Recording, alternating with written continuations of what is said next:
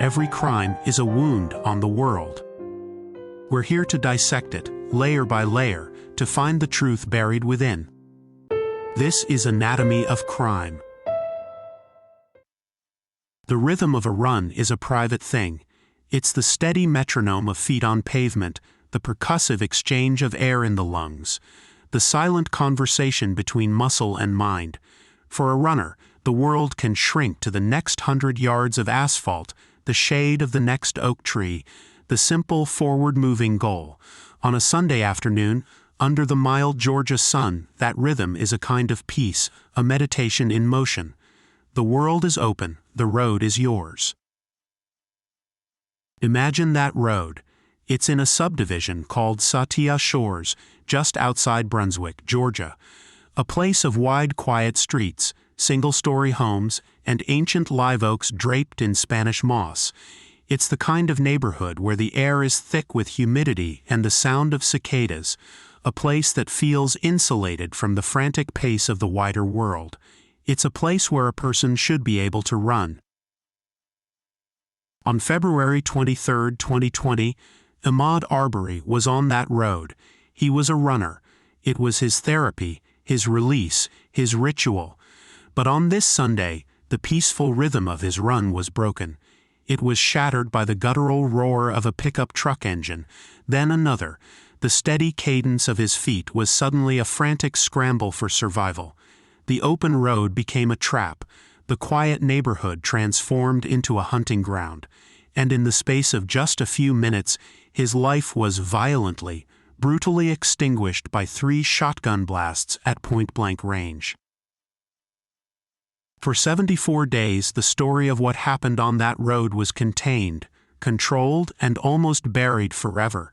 It was a local affair, explained away with whispers of burglaries and the invocation of an old arcane law.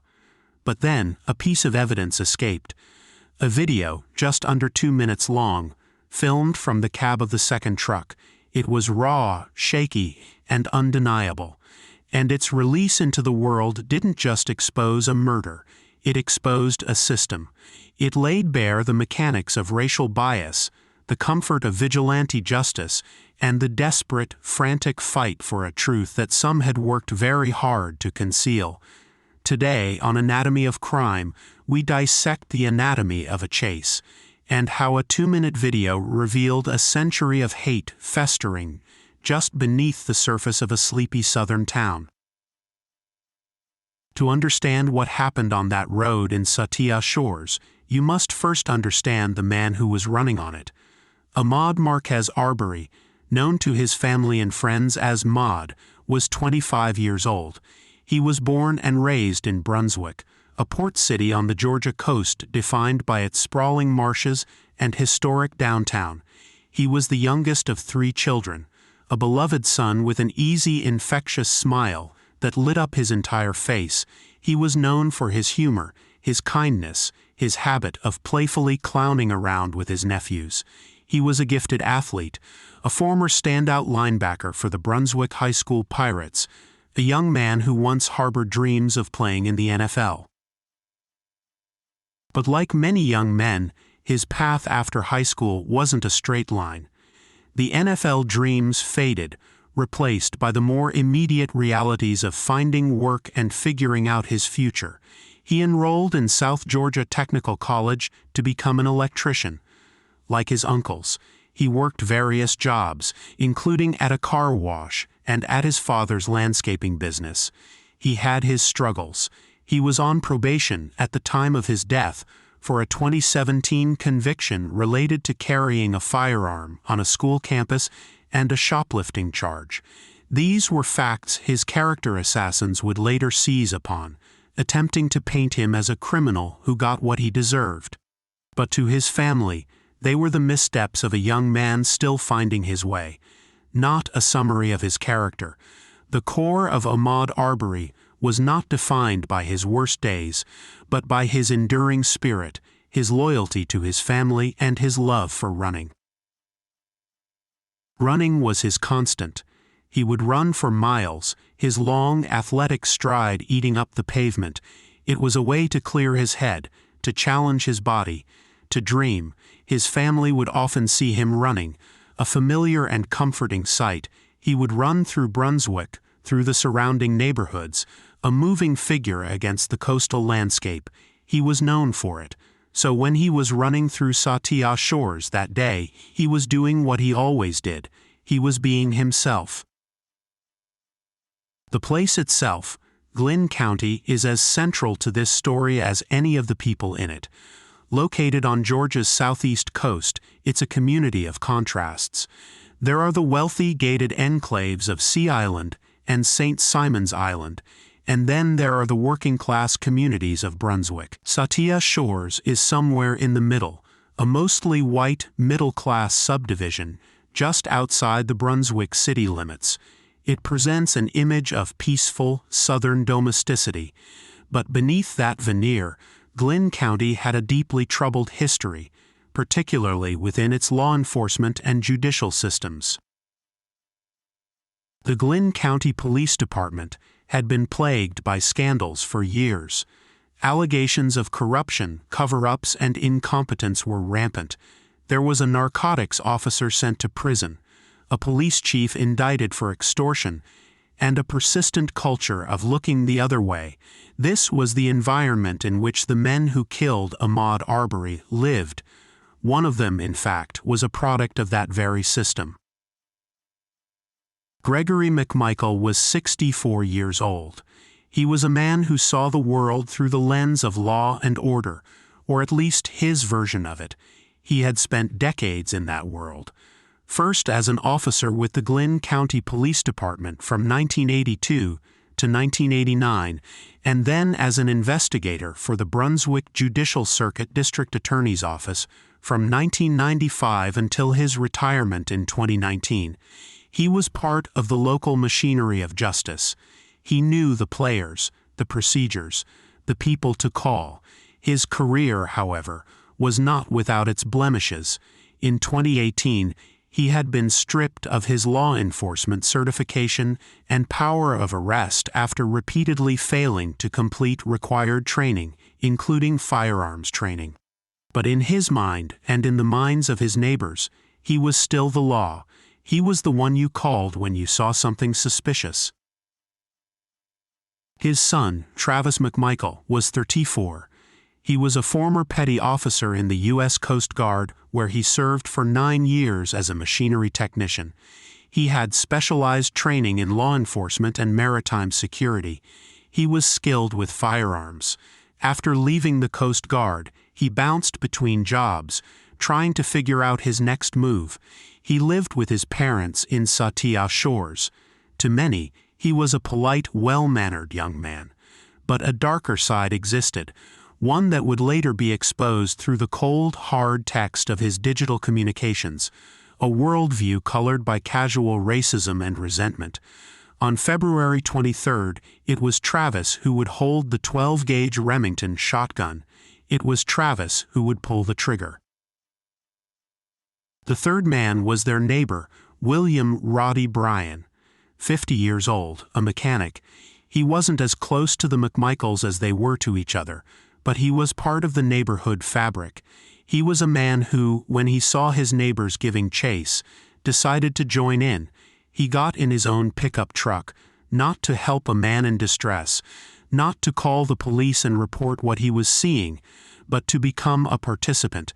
He would later claim he was just a witness, but his actions and the video he filmed from his driver's seat would prove to be his undoing.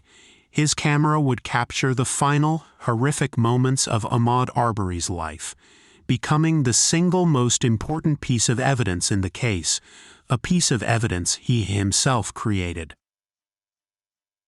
The stage for the tragedy was a single, unoccupied house under construction at 211 English Road in the Satilla Shores subdivision. The owner, Larry English, lived 2 hours away and had installed surveillance cameras on the property due to occasional issues with theft of materials. Over several months, the cameras had captured multiple people, teenagers, a white couple, and Ahmaud Arbery, walking onto the property and looking around. There was no evidence that Arbery, or anyone else for that time period, had ever stolen anything. They were simply curious passers-by, drawn to the open, unfinished structure. For Ahmaud, it seems to have been a point of interest on his running route. He had been seen there on camera several times before. He would walk in, look around at the framing and the wiring, and leave. He never took anything. He never damaged anything. On the afternoon of February 23rd, Ahmaud Arbery was seen on the surveillance camera entering the open structure once again. He was there for a few minutes, looking around, before he jogged back out onto the street and continued his run. A neighbor across the street saw him and thought he looked suspicious. He called 911 but hung up. Moments later, another neighbor, Gregory McMichael, saw Ahmaud running down Satilla Drive. In Gregory's mind, this was not a jogger. This was the man he believed was responsible for a string of recent break-ins in the neighborhood. Though there was little evidence of such a crime wave, he ran inside his house. "Travis," he yelled, "the guy is running down the street, let's go." This was the moment of decision, not a call to the police to report a suspicious person. Not a moment of observation to see what, if anything, this man was doing. It was an immediate escalation to pursuit. Gregory McMichael grabbed his .357 Magnum revolver. Travis McMichael grabbed his 12-gauge shotgun. They got into their white Ford F-150 pickup truck, and the hunt began. Gregory would later tell police they were trying to stop Arbery to talk to him. But you do not try to talk to someone with a revolver and a shotgun. You try to corner them. As they tore through the neighborhood streets, they saw their neighbor, Roddy Bryan, outside his house. Gregory McMichael shouted something to the effect of, "He's the one who's been breaking in." That was all it took. Bryan, without any direct knowledge of what was happening, got into his own pickup truck and joined the chase. The pursuit now involved 2 trucks and 3 armed white men, chasing one unarmed black man through the quiet suburban streets. We can only imagine Ahmaud's terror. The sound of the engines gaining on him, the shouts, the sight of the guns. He was running not for exercise now, but for his life. He dodged and weaved, trying to escape. At one point, Travis McMichael tried to cut him off with the truck. The chase went on for 5 minutes. 5 minutes of adrenaline and fear. Bryan filmed from behind, his phone capturing the scene as the McMichael's white truck closed in on Ahmaud. The final confrontation happened at the intersection of Satilla Drive and Holmes Road.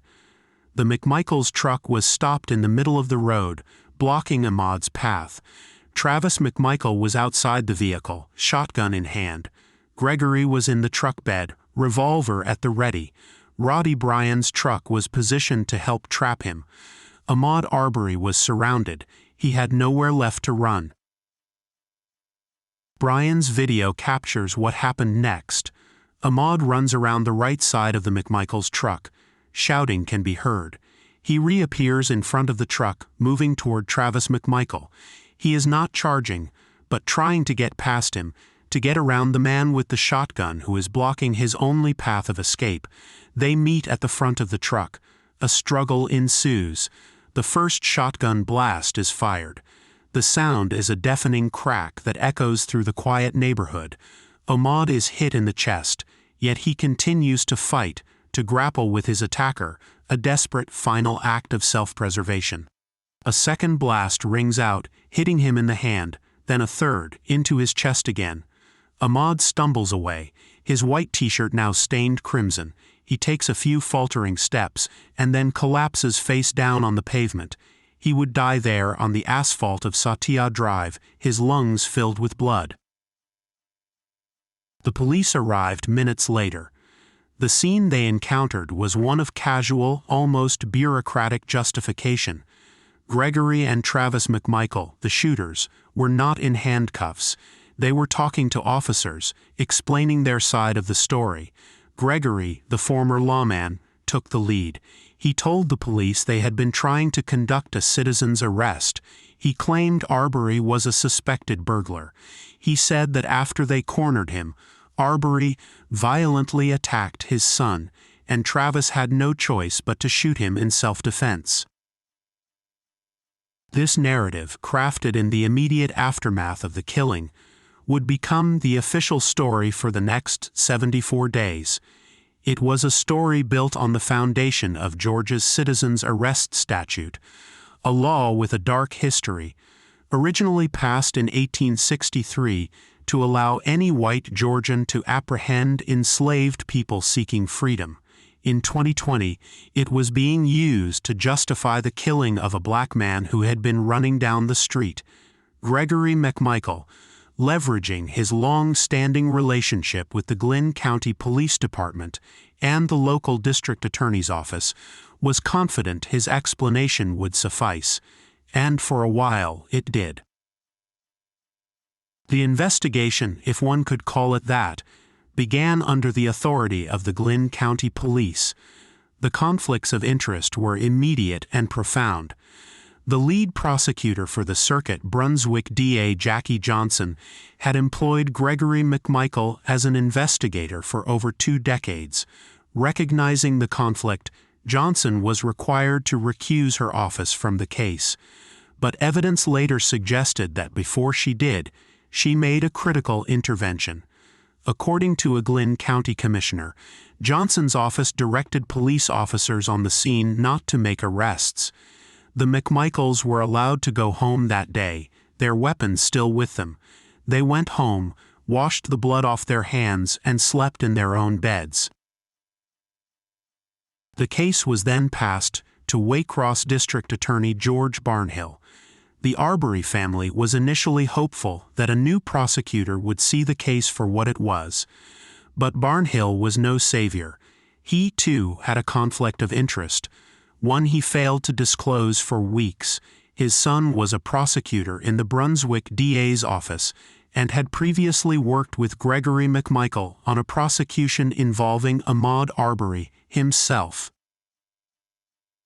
Despite this clear conflict, Barnhill held onto the case for weeks.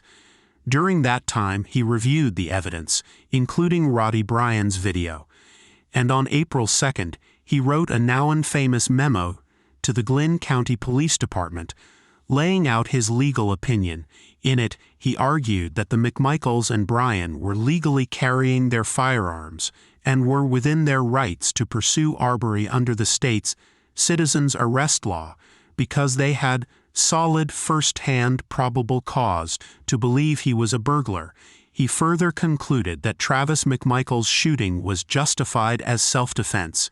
He recommended that no arrests be made. The system was not just failing Ahmaud Arbery, it was actively working to exonerate his killers. The Arbery family was left in an agonizing limbo. They knew Ahmaud was dead, they knew who killed him, and they knew those men were walking free. Their grief was compounded by a growing sense of outrage and helplessness. They hired lawyers, including S. Lee Merritt, Benjamin Crump, and L. Chris Stewart, who began to sound the alarm, speaking to the media, demanding answers, and pushing for the case to be taken away from the local authorities, who seemed determined to bury it. But without public pressure, their cries for justice were echoing in a closed chamber. Everything changed on May 5, 2020. A local radio host, Alan Tucker, who had received the video file, decided to publish it. The reasons why the video was leaked remain murky, with some speculating it was an attempt by someone connected to the McMichaels to prove their self-defense claim. If that was the intention, it was a catastrophic miscalculation. The video spread across the internet like wildfire. The grainy, shaky footage was horrifying, not just for its violence, but for its clarity. The public could now see what D.A. Barnhill had seen and dismissed. They saw an unarmed man being hunted by 2 pickup trucks. They saw him trapped. They saw him try to defend himself against a man with a shotgun. They saw him shot down in the street. The narrative of a justified citizen's arrest collapsed under the weight of visual evidence. The video did not show self-defense, it showed an ambush. The public outcry was immediate and immense. It was a roar of anger that transcended geographical and political lines. The case of Ahmaud Arbery became a national flashpoint, a symbol of racial injustice and the deadly consequences of vigilantism. It resonated so deeply because it touched on a primal fear for Black Americans, the fear of being targeted, hunted, and killed for simply existing in a public space. Coming just weeks before the murder of George Floyd, it primed the nation for a summer of protest and a profound reckoning with systemic racism. The video forced the hand of Georgia's state officials. Governor Brian Kemp called the footage absolutely horrific. The Georgia Bureau of Investigation, the GBI, was finally called in to take over the case from local authorities on May 6. What had languished for 74 days under local control was now under the purview of the state's top law enforcement agency. The GBI moved with stunning speed. After reviewing the video and the initial case files, they did what Glynn County Police should have done on day one. On May 7th, just 36 hours after taking over the investigation, GBI agents arrested Gregory and Travis McMichael and charged them with murder and aggravated assault. 2 weeks later, on May 21st, they arrested William "Roddy" Bryan, charging him with felony murder and criminal attempt to commit false imprisonment. The GBI concluded he was not a mere witness, but an active participant who used his vehicle to try and block Arbery's escape. The wheels of justice, which had been locked in place for so long, were finally, violently set in motion. A new prosecutor, Cobb County District Attorney Joyette Holmes, was appointed to handle the case, finally bringing in a team with no connection to the Glynn County establishment. In June 2020, a grand jury formally indicted all 3 men on charges including malice murder, felony murder, and false imprisonment. The fight for accountability had begun in earnest. The state trial began in the fall of 2021, and from the very beginning, race was the inescapable, central issue. This was starkly illustrated during jury selection. Glynn County is nearly 27% Black, but the defense attorneys used their peremptory strikes to systematically remove qualified Black jurors from the pool. One by one, potential Black jurors were dismissed for reasons the defense argued were race-neutral, but which the prosecution argued were pretextual. The result was a jury of 11 white people and 1 Black person. The judge, Timothy Walmsley, acknowledged the appearance of intentional discrimination in the jury selection process, but stated that under the existing law, the defense had offered plausible, non-racial reasons for their strikes, and his hands were tied. The trial of 3 white men accused of killing a Black man would be decided by a nearly all-white jury. The prosecution, led by Linda Dunikowski, built a simple, powerful case. Their goal was to dismantle the citizen's arrest defense from every possible angle. They argued that the McMichaels and Bryan were the aggressors. They had no legal authority to detain Ahmaud Arbery. They had no immediate knowledge that he had committed a crime. All they had was suspicion, and as Dunikowski told the jury, suspicion is not probable cause. They presented the jury with a methodical timeline of the chase, using maps, 911 calls, and witness testimony. They showed that the defendants had chased Arbery for 5 minutes, using their trucks as weapons to trap him. The centerpiece of their case was Roddy Bryan's video. They played it for the jury multiple times, forcing them to watch the final terrifying moments of Arbery's life. They argued that the video showed a man who was scared, exhausted, and cornered. When he finally confronted Travis McMichael, it was not an attack, but a desperate last-ditch effort to save his own life from the man pointing a shotgun at him. Under Georgia law, they argued, Arbery was the one entitled to stand his ground and defend himself. The defense strategy was to put Ahmaud Arbery on trial. They tried to paint him as a frightening, irrational criminal. They repeatedly invoked his past troubles with the law. They described him as a scary figure who was off the reservation. One of Travis McMichael's lawyers, Robert Rubin, argued that Travis was forced to make a life-or-death decision when faced with a man who could have overpowered him and taken his gun. They argued that the McMichaels were acting as concerned citizens, protecting their neighborhood from a known threat. The most critical moment of the trial came when Travis McMichael himself took the stand. It was a high-stakes gamble by his defense team, and it backfired spectacularly. Under direct examination, he presented himself as a father and a concerned resident who only wanted to de-escalate the situation. But on cross-examination, prosecutor Linda Dunikowski tore his story apart. She forced him to admit that Arbery had not yelled, threatened, or displayed a weapon at any point during the 5-minute chase. He admitted that Arbery had done nothing but run away from them. Dunikowski repeatedly asked why, if he was truly trying to de-escalate, he didn't simply stay in his truck and wait for the police he claimed his father was calling. Her questioning painted a picture not of a man acting in self-defense, but of an angry aggressor who chased down and killed a man because that man dared to run from him. The defense was also marked by a series of inflammatory and offensive statements by Kevin Goff, the attorney for Roddy Bryan. At one point, Goff complained to the judge about the presence of black pastors like Reverend Al Sharpton and Reverend Jesse Jackson in the courtroom, claiming it was intimidating the jury.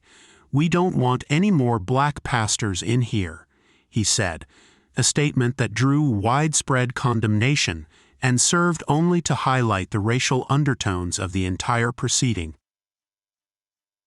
After more than 2 weeks of testimony, the case went to the jury. Despite fears that the jury's racial composition would lead to an acquittal, after 10 hours of deliberation, they returned with a verdict. On November 24, 2021, Travis McMichael was found guilty on all 9 counts, including malice murder. Gregory McMichael was found guilty on 8 counts, acquitted only of the malice murder charge but still convicted of felony murder. William Roddy Bryan was found guilty on 6 counts, including 3 counts of felony murder. The courtroom was silent, then filled with the quiet sobs of Ahmaud Arbery's family. Justice in the state of Georgia had been served. The sentencing confirmed the severity of the verdict. Judge Walmsley sentenced both Travis and Gregory McMichael to life in prison without the possibility of parole. In his remarks, he spoke of the callousness of the defendants' actions, noting that they had treated Arbery as a lesser being, someone they could chase and kill without consequence. Roddy Bryan was sentenced to life in prison, but with the possibility of parole after 30 years. The state trial was over. The men who killed Ahmaud Arbery were held accountable for the act of murder. But another question remained. Why did they do it? That question would be the focus of a second federal trial. The federal trial, which began in February 2022, was not about what the men did, but about their motive. Federal prosecutors had to prove beyond a reasonable doubt that the defendants had targeted Ahmaud Arbery because he was black, violating his civil rights under federal hate crime statutes. This was a higher bar to clear. While the state trial had largely avoided introducing explicit evidence of the defendants' racism to prevent prejudicing the jury, the federal trial put that racism at the very center of the case. Prosecutors methodically presented a mountain of evidence detailing the defendants' racist beliefs. They showed the jury text messages and social media posts from Travis McMichael and Roddy Bryan that were filled with racial slurs and derogatory stereotypes about black people. Travis had repeatedly used the N-word and other slurs in messages, and once posted a video of a black child dancing with a racist song dubbed over it. Roddy Bryan, in messages sent around Martin Luther King Jr. Day, complained about his daughter dating a black man, using offensive and racist language. Witnesses were called to testify about racist statements the men had made in person. A woman who had worked with Travis McMichael testified that he had gone on a racist tirade about black people that was so vile it brought her to tears. Another witness testified that Gregory McMichael had ranted angrily after the death of civil rights leader Julian Bond, saying, "All those blacks are nothing but trouble." Perhaps the most chilling piece of testimony came from a GBI agent who read from an interview with Roddy Bryan. Bryan told the agent that after shooting Arbery, he heard Travis McMichael stand over his body and say a racial slur. The defense vigorously contested this, but the prosecution argued it was a direct window into Travis's state of mind in the moment of the killing. The defense attorneys argued that their client's use of racist language, while offensive, did not prove that they acted out of racial animus on that specific day. They returned to the argument that the men were motivated by a sincere, albeit mistaken belief that Arbery was a criminal. They were acting, the defense claimed, out of a desire to protect their neighborhood, not out of racial hatred. It was an attempt to separate the men's private bigotry from their public actions. The jury did not buy it. On February 22, 2022, nearly 2 years to the day after Arbery's murder, the federal jury found all 3 men guilty on all counts. They were convicted of interference with rights, a federal hate crime, and attempted kidnapping. The verdict was a landmark moment. It was a declaration that the justice system recognized not just the act of murder, but the racist ideology that fueled it.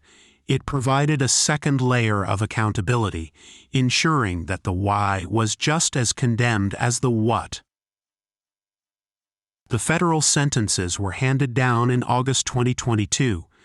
Travis McMichael received a second sentence of life in prison. His father, Gregory McMichael, also received a life sentence. William Roddy Bryan was sentenced to an additional 35 years. The judge denied their requests to serve their time in the relative safety of a federal prison, ordering them to first serve their state murder sentences in the harsher Georgia state prison system. For Ahmaud Arbery's family, it was the final, definitive stamp of justice. The legal saga was over. The murder of Ahmaud Arbery left an indelible scar on the American consciousness, but it also forced profound change. In the wake of the killing and the national outrage that followed, the Georgia legislature took action. In 2021, Governor Brian Kemp signed into law a bill that completely overhauled and largely repealed the 1863 citizens' arrest statute that the McMichaels had tried to use as their shield. The new law specifies that only law enforcement officers or the owners of a business can detain someone they suspect of a crime. The legal loophole that had been used to justify vigilantism for over 150 years was finally closed. Georgia also passed its first hate crimes law, providing enhanced penalties for crimes motivated by bias against a victim's race, religion, sexual orientation, or other protected characteristics. In the end, the case of Ahmaud Arbery provides a grimly illuminating dissection of the American justice system. The anatomy of this crime is not just in the shotgun shells that littered the pavement of Satilla Drive, but in the 74 days of silence that followed. It's in the cozy, protective relationships between a retired investigator and the local police and prosecutors who were supposed to hold him accountable. It is the anatomy of a legal system that, if left to its own devices in a small corner of Georgia, would have called this murder justifiable. It was the anatomy of a citizen's arrest law, a relic of the Civil War, being wielded in the 21st century as a license to hunt. And it was, most powerfully, the anatomy of a video, a 2-minute recording that broke through the wall of silence and official indifference, forcing a nation to bear witness. The dual convictions for murder and for hate crimes provided two distinct forms of justice, one for the taking of a life, and another for the poison of racism that guided the killer's hands. It was an acknowledgement that you cannot separate the act from the motive that drives it. The pursuit of Ahmaud Arbery didn't begin when the McMichaels grabbed their guns. It began with an assumption, a suspicion rooted not in the evidence of a crime, but in the color of a man's skin as he ran down a public street. This has been Anatomy of Crime, where the truth is never simple, but always worth seeking.